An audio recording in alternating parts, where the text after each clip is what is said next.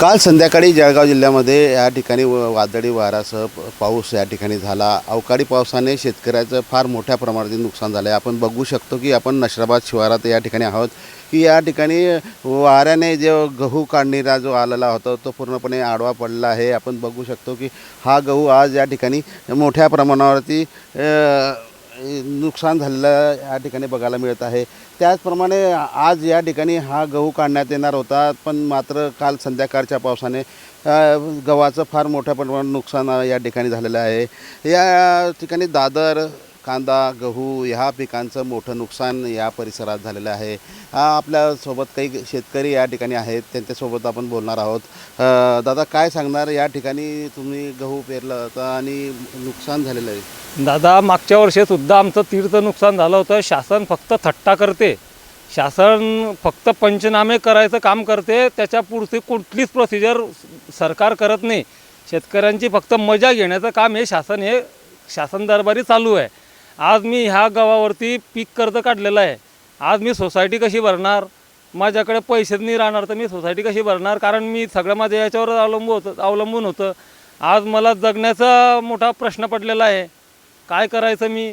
तुम्ही याच्यावर काहीतरी तोडगा काढा लवकरच। मागच्या वेळेसही तुमच्या शेताचं नुकसान झालं, जी भरपाई मिळाली का? 1 रुपयासुद्धा भरपाई मिळालेली नाही। पंचनामा करायसाठी माझ्याकडे भरपूर लोक आलेत, म्हणजे शेतकऱ्याच्या आमच्याकडे आले, पंचनामा झाला, सर्व काही झालं। 6 महिन्याने मदत मिळेल असं सांगितलं गेलं, पण आम्हाला 1 रुपयासुद्धा मदत मिळालेली नाही। मागच्या वर्षाची कर्ज माझं जसं तसं, त्याच्यामुळे मी यावर्षी सोसायटीमध्ये थकबाकीदार बनलेलो आहे। हेच नुकसान झालं त्याच्यामुळे, नाहीतर आम्ही शेतकरी रेग्युलर आहे, पण नुकसान होतं त्याच्यामुळे आम्ही कर्ज भरू शकत नाही, त्याच्यामुळे आम्ही थकबाकीदार बनतो। तरी शासनाने आमच्याकडे लक्ष द्यावं ही आमची अपेक्षा आहे। किती गहू पेरला होता आणि किती आता तुमचा आहे? आज माझा 3 एकर गहू आहे। साधारणतः 30 क्विंटल गहू मला होणार होता, पण आज रोजी पावसामुळे, सर्व वादळामुळे आडवा पडून गेल्यामुळे आज माझं नुकसान जवळपास 50-60% माझं नुकसान झालेलं आहे।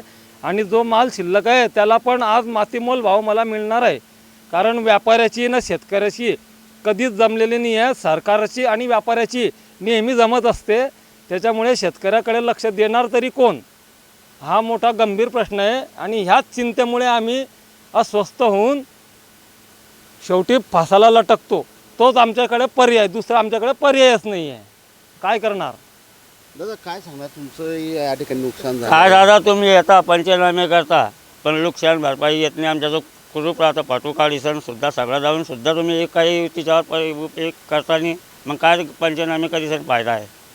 मागच्या टायमाला काय किती खर्च झाला? कमीत कमी 10,000 ते सगळं आडत पडाल, त्याची नुकसान भरपाई काही भेटली नाही आजपर्यंत।